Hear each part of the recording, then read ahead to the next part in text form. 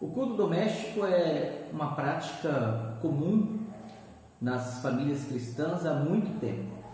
Obviamente essa prática ela se torna mais presente e ela é resgatada durante o período da Reforma.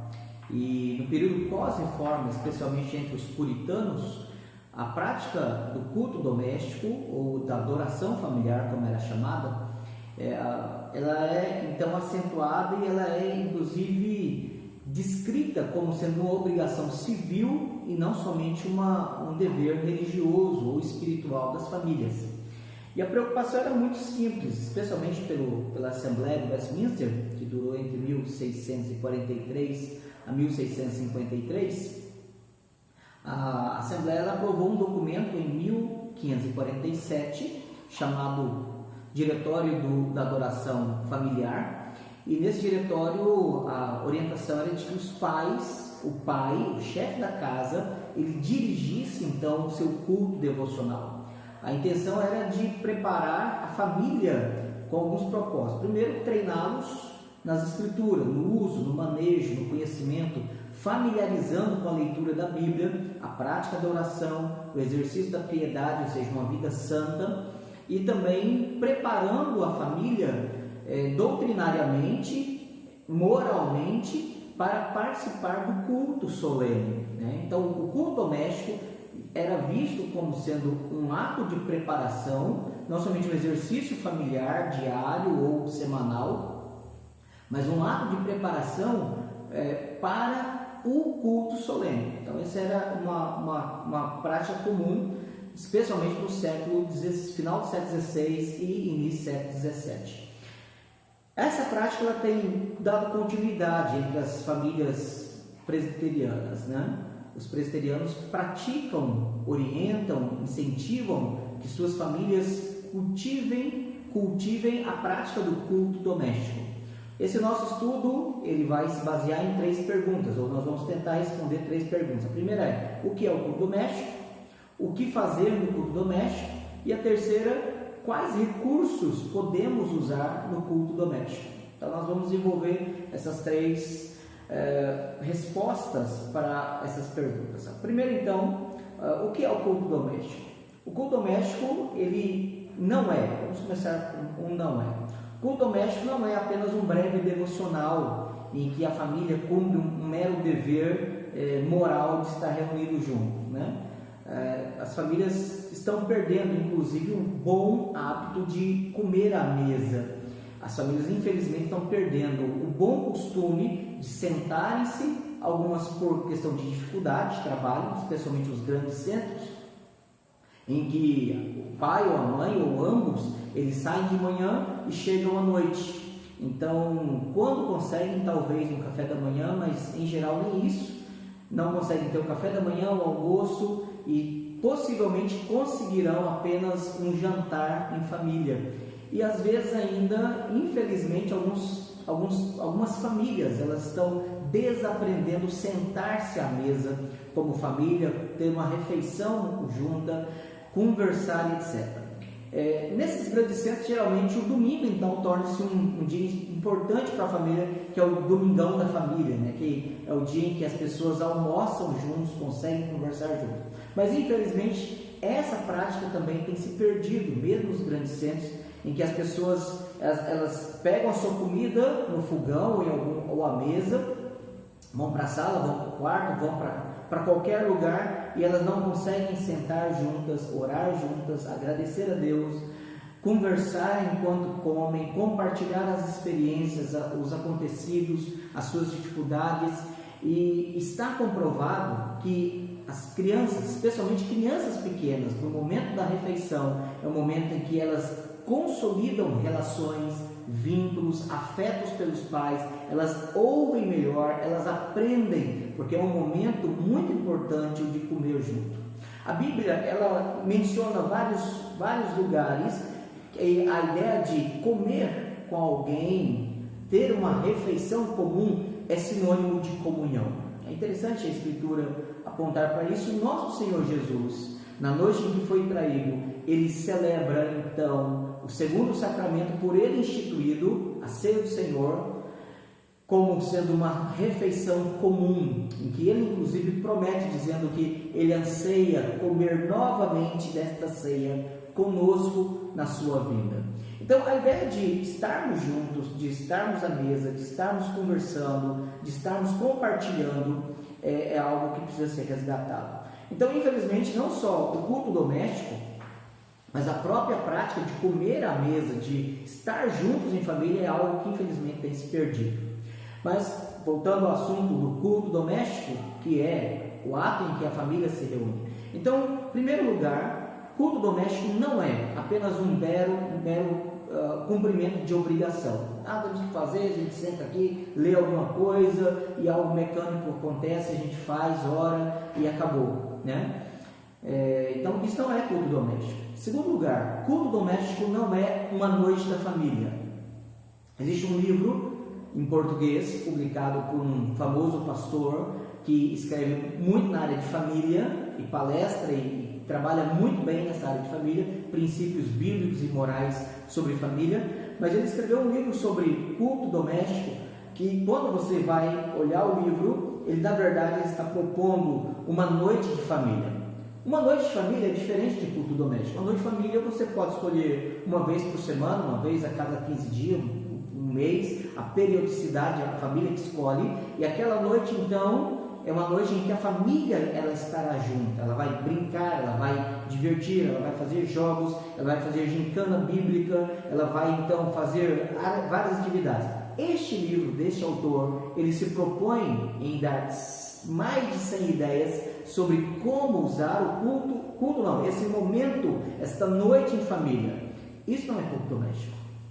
Isso é entretenimento, isso é brincadeira, é algo importante, algo que as famílias podem criar o hábito de ter para estarem também vinculando, consolidando as relações, criando intimidade, tendo liberdade de brincar, criar momentos que vão ser memoráveis para o futuro do casal, o futuro das crianças que vão crescer e vão sair de casa em algum momento. Mas isso não é culto doméstico. Então isso precisa ficar bem claro. Então, o que é culto doméstico? Bom, culto doméstico é o momento em que a família ela separa um tempo intencionalmente com o desejo de adorar a Deus em família. É algo que pode ser menos formal, é verdade. É algo que nós podemos fazer à mesa, fazer no quarto, fazer na sala, né? A copa, em qualquer lugar. Podemos fazer sentados à mesa, sentados ao chão. Não importa, a formalidade ela não é tão importante, embora algo deve ser observado. Devemos tomar cuidado com aquela informalidade que pode cair na irreverência. Isso é perigoso. Então, fazer um culto doméstico em que cada um chega sem camisa, brincando, rindo, fazendo com que as coisas pareçam ser uma brincadeira. Culto doméstico não é brincadeira. É um momento que nós temos sim, menos formalidade, nós podemos estar de calção, podemos estar à vontade, chinelo, né? Nós não estaremos usando a roupa de ir ao culto solene, mas é um culto que nós devemos prestar a Deus em família. Nós devemos lembrar que a Bíblia, por exemplo, ela fala de 3 aspectos de culto. Romanos 12, verso 1 e 2, fala do culto como vida. Então, a vida, o nosso corpo como sacrifício vivo a Deus, é o nosso culto racional, usando a nossa inteligência, as nossas relações, a nossa postura. Paulo fala em 1 Coríntios 10, verso 31, portanto, quer comais, quer bebais, ou façais outra coisa qualquer, fazei tudo para a glória de Deus. Então, a vida, ela precisa ser um culto a Deus. O que falamos, o modo como falamos, o porquê falamos, o que sentimos, o que decidimos, os motivos das nossas ações ou reações, elas precisam glorificar a Deus. Então, isso precisa ficar bem claro. A vida como culto. Então, esse é o primeiro sentido. Segundo, culto como ato devocional, individual. E aí Jesus fala lá em Mateus 6, quando for orar, entra no teu quarto em secreto e o teu pai em secreto lhe atenderá. Então mas o momento devocional ele também pode ser individual ou pode ser em família. E aí a adoração em família, que é o momento em que reunimos, instruímos os nossos filhos, em que adoramos a Deus e etc.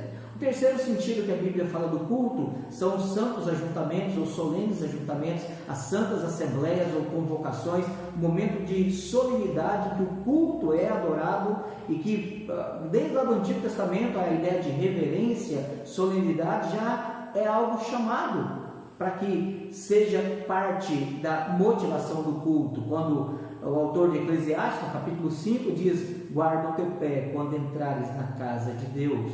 E essa mesma reverência, esse mesmo senso de presença de Deus, de adoração, de corpo, de estarmos adorando a Deus congregacionalmente, reunidos juntos com os nossos irmãos em Cristo, em que eu não sou um indivíduo, mas eu estou ali numa coletividade, num ato comum de adoração, onde não o meu gosto e preferências, mas um princípio bíblico regulador, ele norteia cada ato, cada elemento, cada exercício do culto, de modo que fazemos aquilo que a Bíblia ordena. Se a Bíblia não ordena, nós não fazemos. Então a adoração, segundo o princípio regulador do culto, deve consistir daqueles elementos ordenados de acordo com a Escritura. Isso é o culto solene.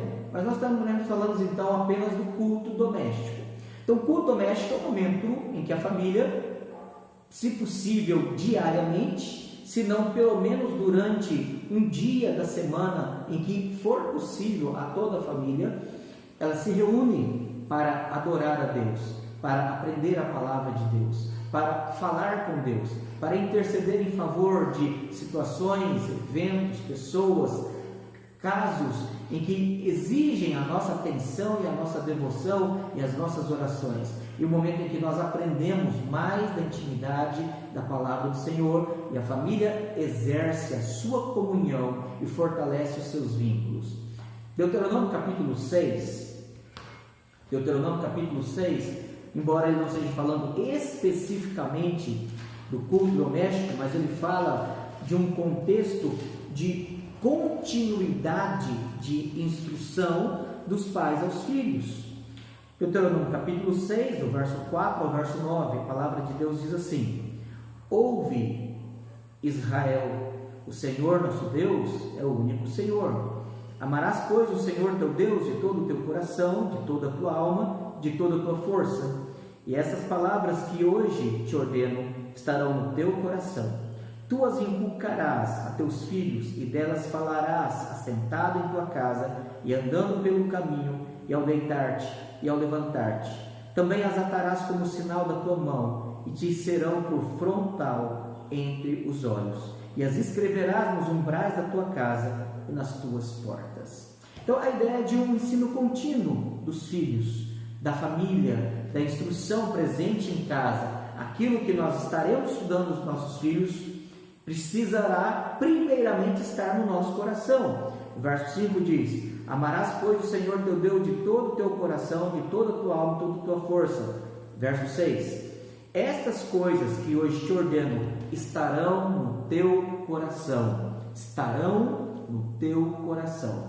Então, antes de o casal ter filhos, antes de você mesmo, até mesmo casar, caso você seja solteiro, estas palavras precisarão estar no teu coração. Quando você casar, você e sua esposa, você e seu marido, essas palavras deverão estar no teu coração. Quando os filhos vierem, estas palavras deverão estar no teu coração. Quando os filhos forem crescendo, estas palavras deverão estar no teu coração. Quando os filhos saírem de casa, estas palavras deverão estar no teu coração. Quando vierem os netos, se Deus nos der, estas palavras estarão no teu coração. Então, primeiramente, nós devemos lembrar que o estudo contínuo, o ensino contínuo, precisa acontecer no lar. É na casa, é na família que a nossa adoração, a nossa devoção, o nosso culto familiar ocorre. Então, o culto familiar é o momento que nós adoramos a Deus. Eu recomendo, inclusive, 2 livros, caso você queira ler acerca do culto doméstico. Um deles, todos os 2 livros são publicados pela Editora Fiel. A Editora Fiel tem feito um trabalho fantástico, excelente, de publicação, de boa publicação, e publicação de literatura reformada para estimular o conhecimento e a piedade das famílias brasileiras. Esse livro aí do Jerry Marcelino é um livro fantástico. Ele chama Redescobrindo o Tesouro Perdido do Culto Familiar. É um livro de leitura fina, rápida, você lê ele em poucos minutos, e ele trata de forma muito didática sobre o culto doméstico.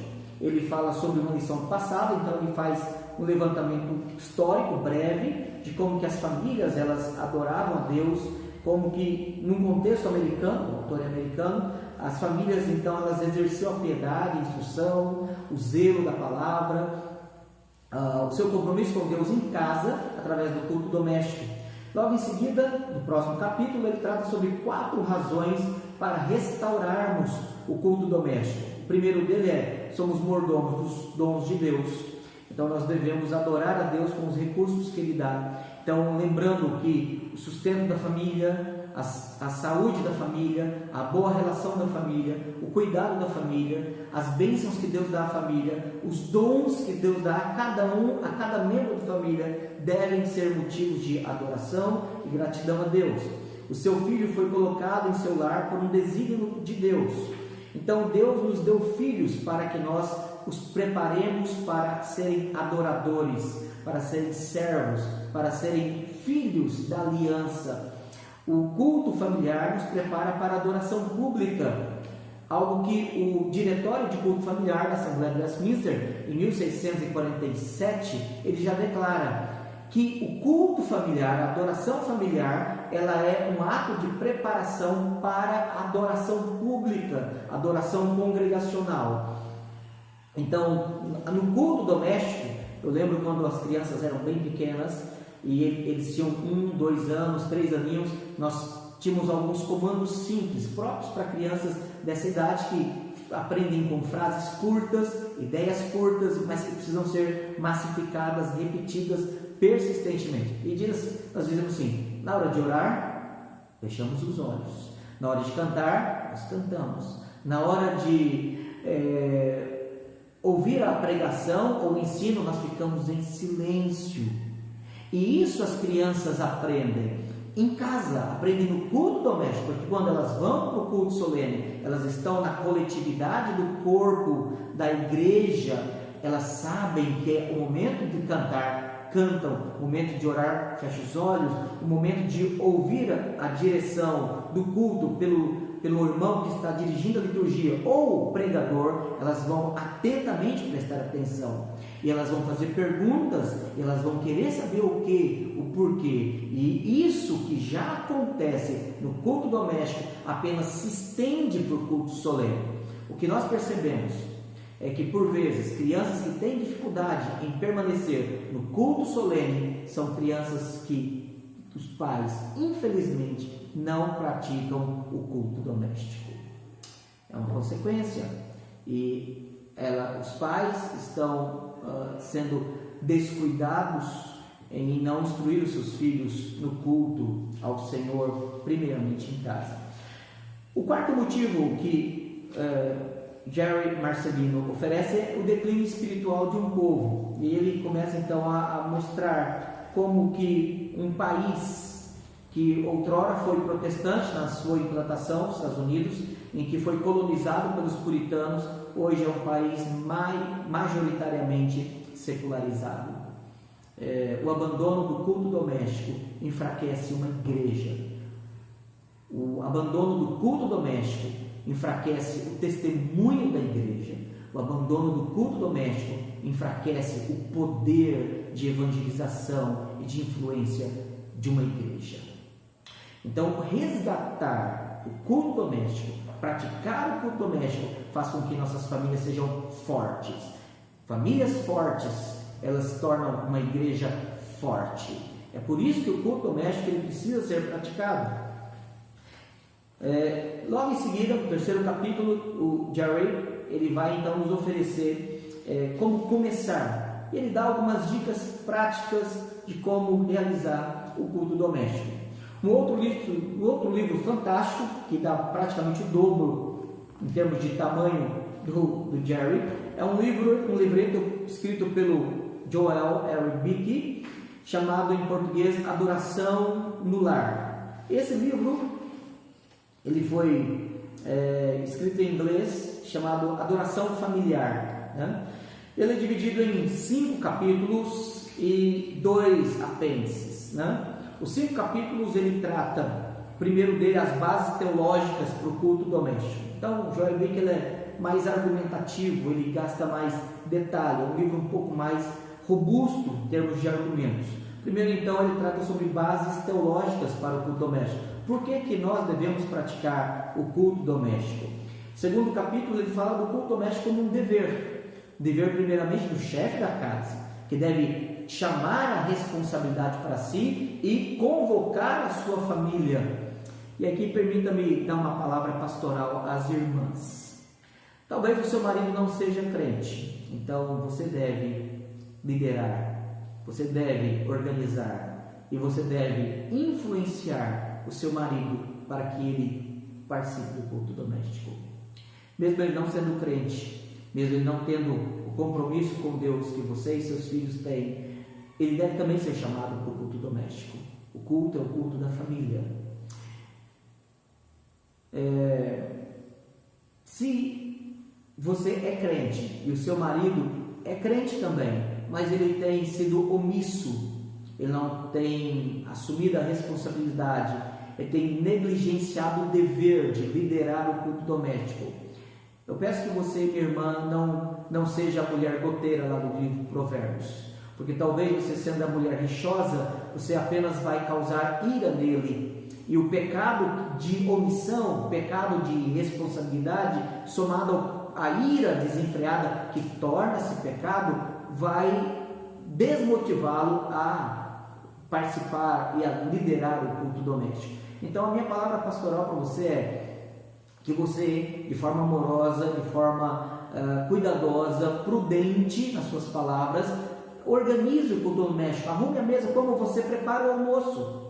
Você então chega na hora do almoço, prepara o almoço, põe a mesa e simplesmente diz: vem, vamos almoçar. E aí é o seu marido que é chamado à mesa também para que ele possa liderar esse momento de refeição, orando pela comida e liderando a casa. Então você deve também ser auxiliadora no momento em que você está lembrando o seu marido com todo respeito, com toda a sujeição, com todo o carinho, que é dever dele liderar este momento santo. Então você deve tomar essa iniciativa quando ele não iniciar.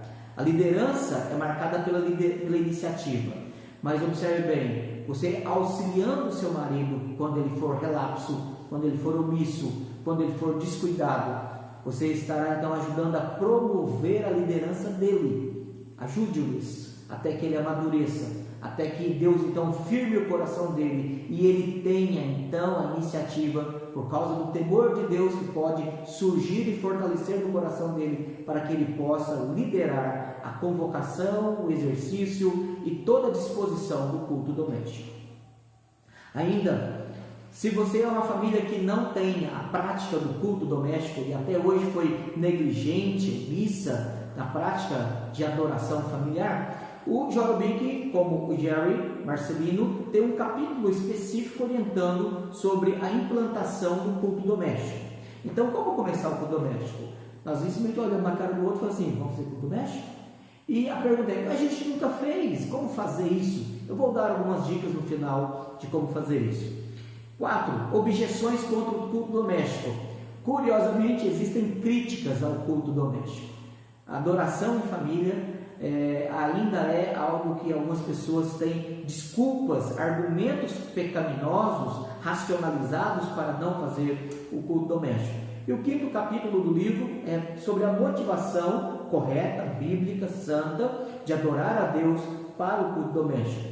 O primeiro apêndice é o Diretório de Culto da Assembleia de Westminster, de 1647. E o segundo apêndice é um testemunho do lar de John Peyton, que foi quando ele deixou o lar para evangelizar, para ser missionário.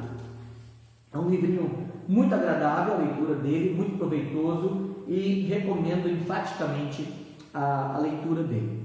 A pergunta é agora, a segunda pergunta é: como fazer o culto doméstico? Como? Bom, a família ela precisa então ser lembrada: olha, hoje é dia de culto doméstico.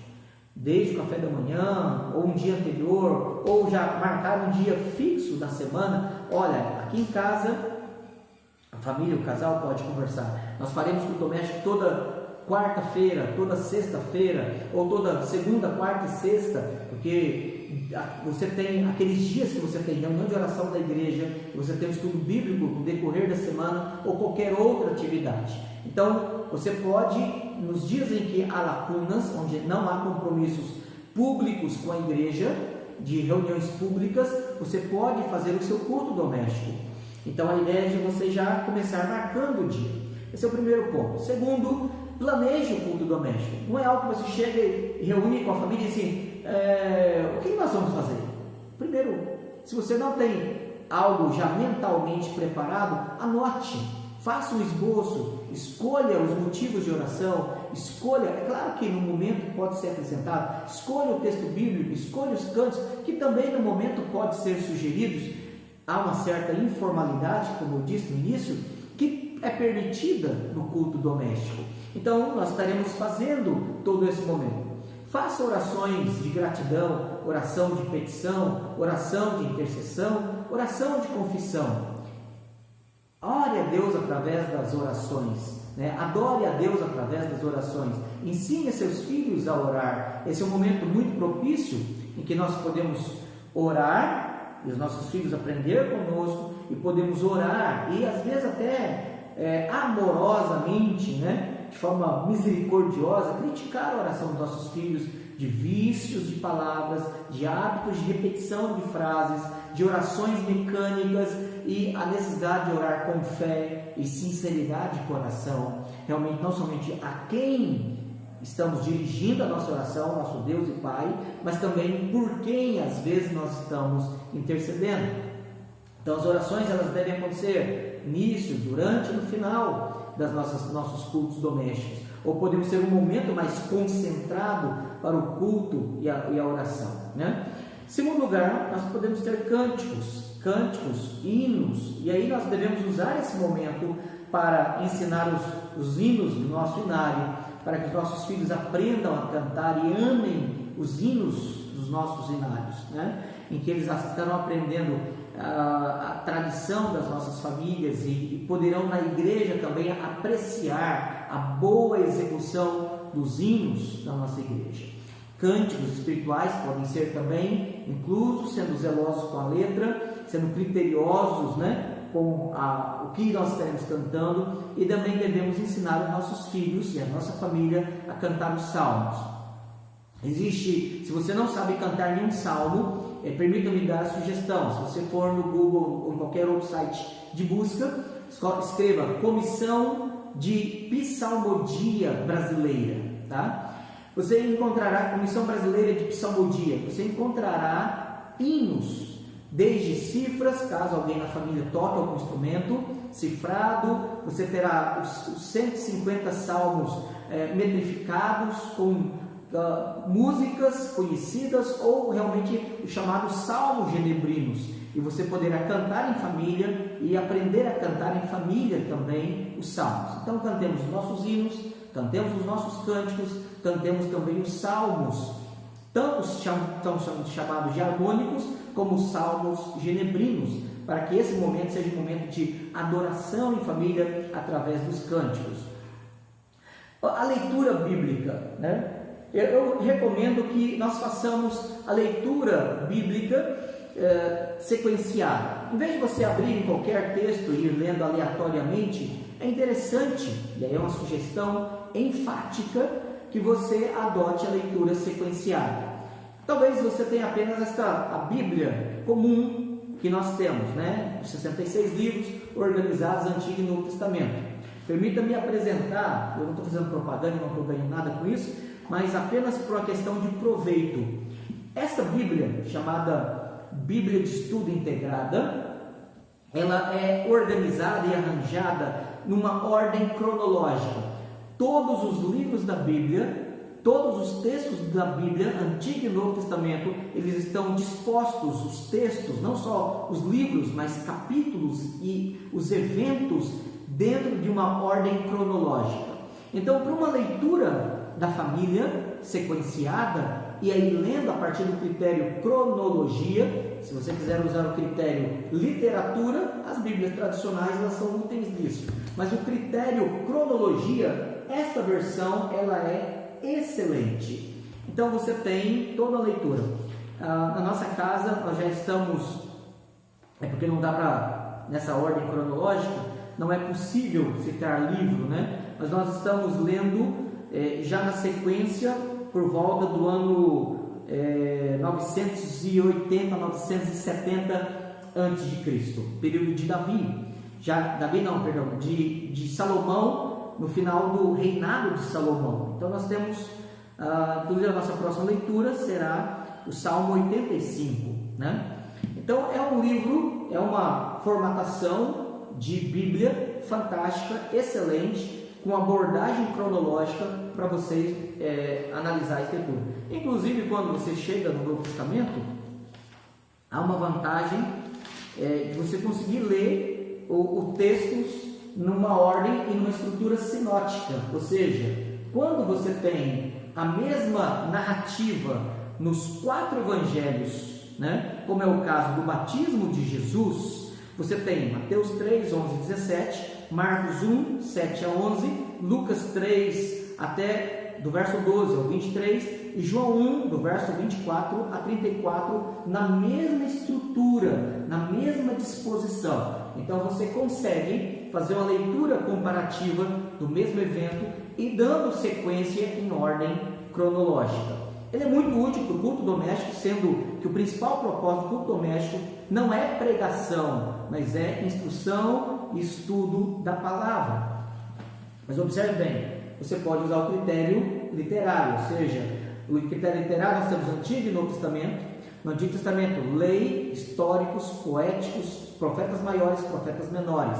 Aí no Novo Testamento você tem evangelhos, histórico, epístolas paulinas, epístolas universais e profético.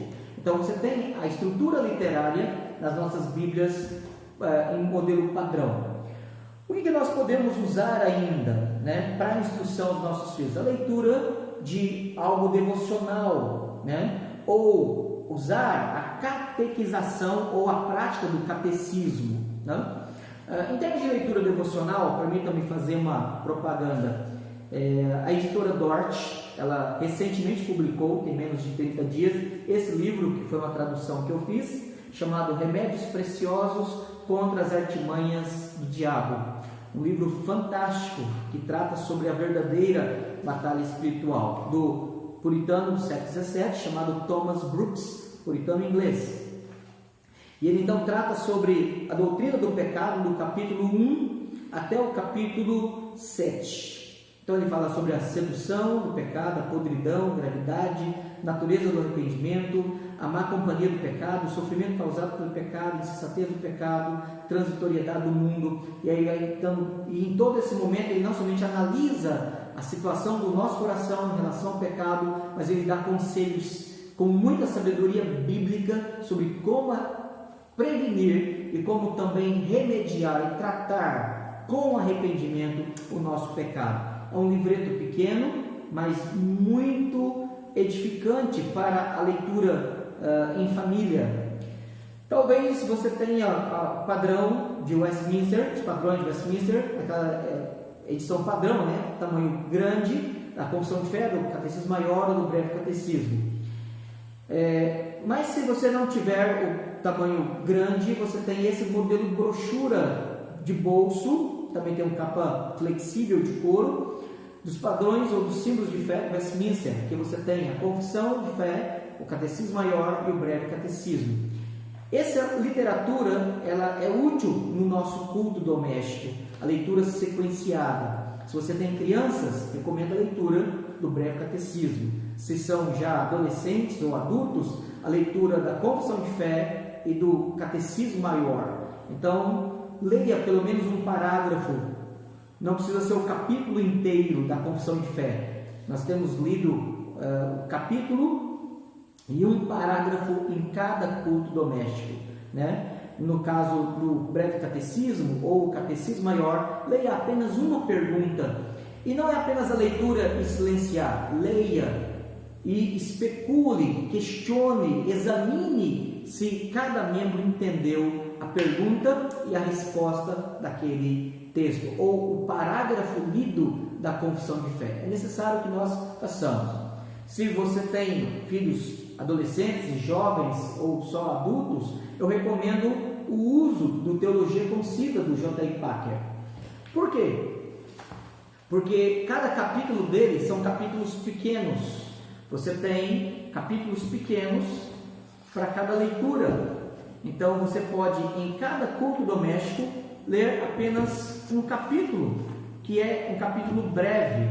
Então a leitura dele é muito edificante, sólida e boa leitura. Cada capítulo tem um texto, tem um título, um texto central e o desenvolvimento da doutrina de forma sucinta, objetiva, mas com profundidade, não é algo superficial. E muitos textos bíblicos, caso você queira desenvolver o estudo bíblico. Então é um livro fantástico, muito útil para o culto doméstico. Se você quer ler também, tendo filhos, tendo crianças em casa, eu recomendo esse livro do Paulo Anglada e da sua filha Caris Anglada Davis, Os 10 Mandamentos, Estudos Devocionais para Crianças. É fantástico esse livro, uma linguagem clara, simples para as crianças, com vários exemplos em cada princípio, na exposição de cada mandamento, com fidelidade doutrinária, fidelidade bíblica. Eu recomendo enfaticamente aos pais que querem ensinar ética aos seus filhos, ensinar boa moral cristã, que você use esses livros durante toda a infância dos seus filhos. Não tenha pressa de lê-los.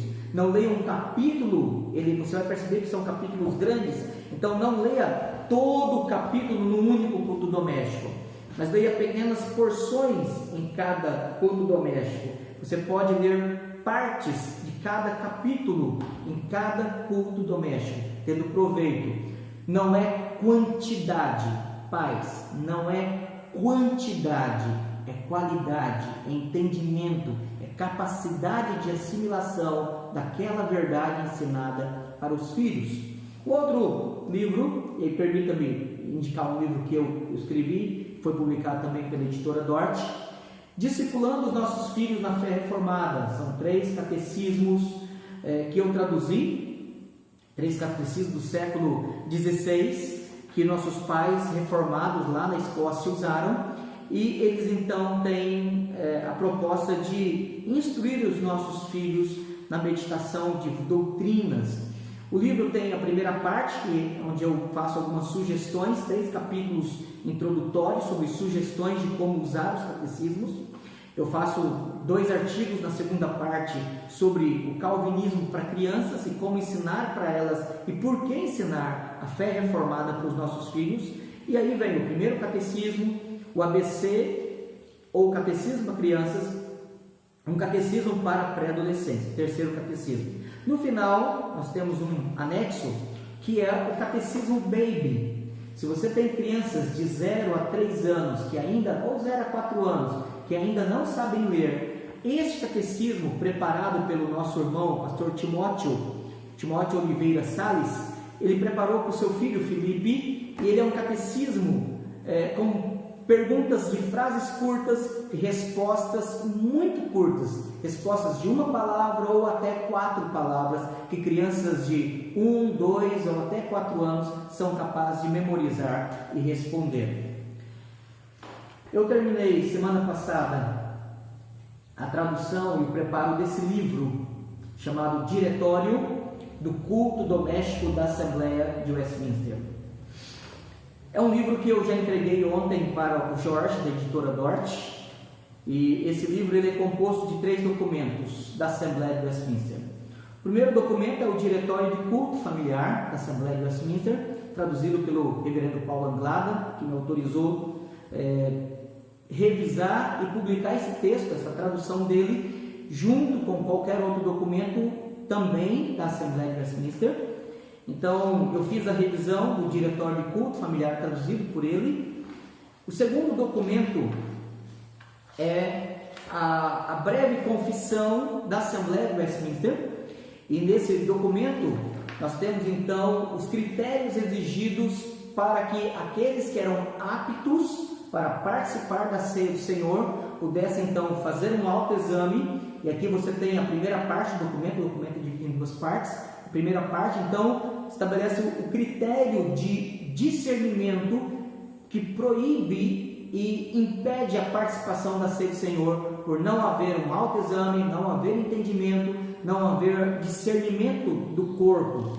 A segunda parte é uma breve confissão em 6 parágrafos do Deus único, da criação e a queda, de Cristo, da fé, arrependimento e a vida santa, dos sacramentos, das almas e corpos dos homens após a morte.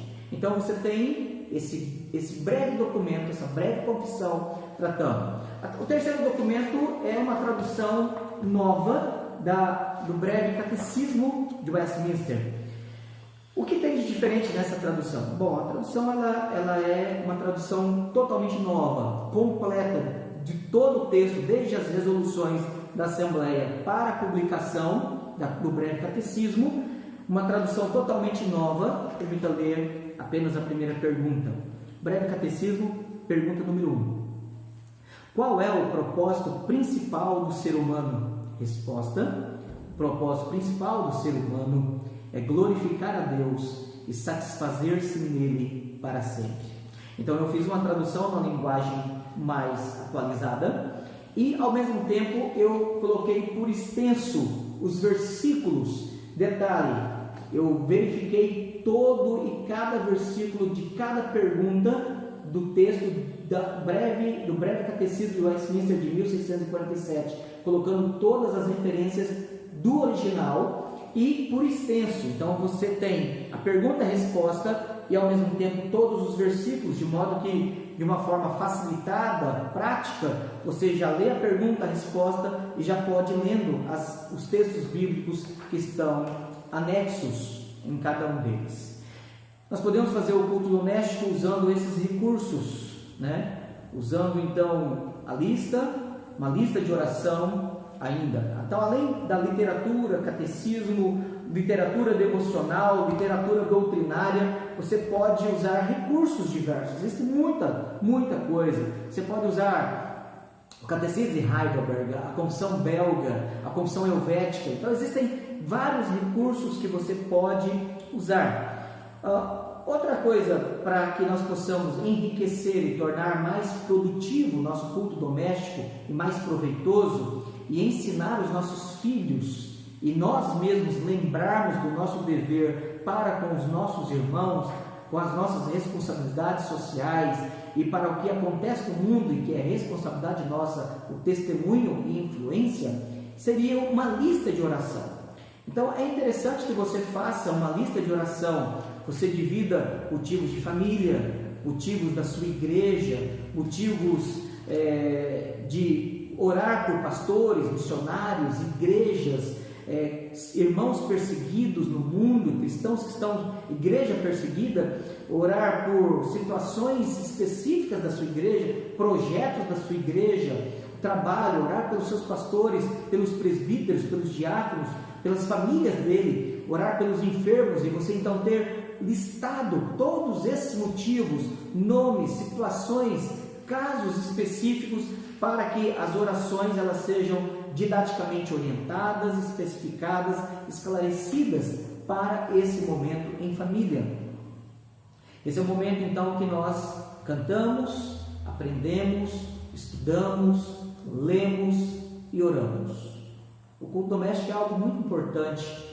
E podemos finalizar lembrando que o culto doméstico ele precisa ser feito com reverência, o respeito devido. É claro, como eu disse no início, nós temos um certo nível, certo espaço para a informalidade, mas a informalidade não pode tornar-se em irreverência. Não é momento de contar piadas, não é momento de nós estarmos brincando, é um momento em que nós temos liberdade para adorarmos a Deus. Nós vamos estar aprendendo a palavra de Deus, nós estaremos então nos dedicando a adorar o Senhor em família. Se você não tem praticado o culto doméstico, eu quero convidá-lo a assumir esse compromisso, a tomar iniciativa, e que você possa conduzir os seus filhos, a sua esposa, e se você é esposa, ajudar o seu marido, auxiliando, incentivando, estimulando ele, facilitando para ele a direção do culto doméstico. Que Deus nos abençoe e que nós possamos tratar com temor, amor, e que nós colheremos o fruto bendito do culto doméstico. Deus nos abençoe. Amém.